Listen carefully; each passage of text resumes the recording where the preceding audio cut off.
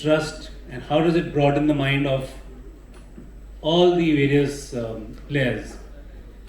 Both the service giver and the service taker are able to see different sets of people and appreciate different points of view. And that, I think, is the biggest contribution of tourism. The second big contribution, as I mentioned earlier, is the economic multiplier effect that tourism brings to a destination. And we've seen so many countries and cities and destinations that rely primarily on tourism. Finally, what tourism does is that it in the quest of sustainability and responsible tourism, it takes care of the local culture and ensures that people who are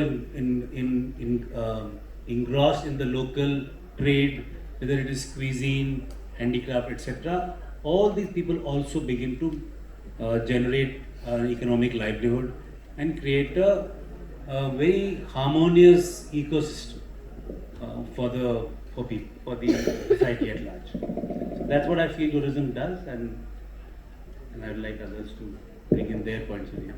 Okay. So now I come to Akha, to you, because connectivity is very, very important in the tourism sector, and you are playing a very important role. Can you tell me, as an aviation expert and as a PR, how connectivity is important and how we can build these bridges through this connectivity? Sure. So just adding to what my co-panelist said, Avinash, we believe that travel or tourism in that sense is all about connecting people and places, and that's where we see a role as an airline, where when we take people from, let's say, Kashmir to Kanyakumari or from Delhi to Hong Kong, it is all about enhancing the minds of people. It is about building culture. It is about bringing cultures together. It is, as Avinash said, it is also about socio-economic mobility and socio-economic growth for every region that comes within the paradigm of being connected to, let's say, a tier 2 city being connected to a metro, or a point-to-point like a Jabalpur being connected to Raipur. So a trader who's in Raipur today can just take an affordable flight, come to Delhi, run his business, and kind of do this time and again, because we are giving him those wheels or those wings to fly on. It is also about creating. So there was a poll in 2018, a Harris poll, as it was called. About 1,300 to 1,400 travelers were kind of part of that survey, and it said tourism opens the mind of people. It makes them more empathetic. And I think that is a very important element that is required in general, as a not just in our country or in this region, but overall. The more empathetic we are, the more understanding we are of each other's values, beliefs, and cultures. Okay, thank you. And you bring people from one place to another, and Kush, you are the one who takes care that they have a comfortable stay, wherever they go. So how is the hospitality industry playing a major role in making this understanding also? Like, we had a very great example of G20 summit, I think, which is a unique event in the world. And I was part of the G20 tourism summits also. It happened in Gujarat, in Jaipur, Srinagar, and Goa. And I got the chance to be a moderator or speaker over there. And I think it was an amazing experience. The way they were not aware that these things are happening in India. I'll give you the example of Jammu and Kashmir, which is so-called the most disturbed state, not in India but in the world also.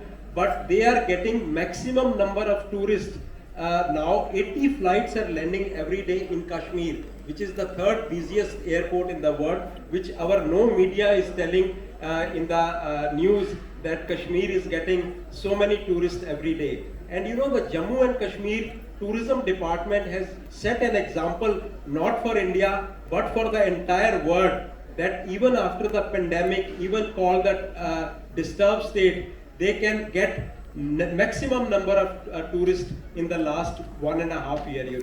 I did 6 events in last 1.5 year in Srinagar, in Pahalgam. I took various diplomats, played golf over there. I am into film tourism also, like where we are sitting, PhD Chamber of Commerce. My colleague Sanchit is sitting here. We have a tourism committee. I am the co-chairman of that. We do a film tourism conclave every year. So we want to bring the Bollywood, the Tollywood, and we connect with them, the different states of India and for the foreign countries. So they interact, they do brainstorming that why don't you come and shoot in our country. You know, film tourism can, you must have seen, done wonders, you know. Zindagi Milegi Na Dobara was shot in Spain. Can you imagine, within 6 months, the traffic from India to Spain has gone up by 22%. The Deepika Padukone and Ranveer Singh marriage in Italy, you know, so many rich people, they want to have their honeymoon in the same room. It was not Deepika over there, their own wife, but they want to still have their honeymoon over there, you know. So this is the craze with Indians, you know. They want to go and see this place. So over to Kush, your views. Thank you, Mr. Sehgal. I'll say tourism, one of the worst hit industries of the sector 2 years back, and it's one of the fastest growing industry now in just 2 years' time. So hospitality industry, hoteliers, airline industry, travel partners, everybody I would say are one of the most flexible human beings if I talk about the industry on the planet Earth. India, we all know where we are heading to right now. There's no stoppage. We're not getting rooms nowadays in any part of the country. Weekends are always packed. Rates have gone over the roof. We do see this thing only climbing up. For me, tourism, I'll just take a step back. If I talk about the Indian economy, we are considered and we know who we are in terms of the culture. We are the most hospitable human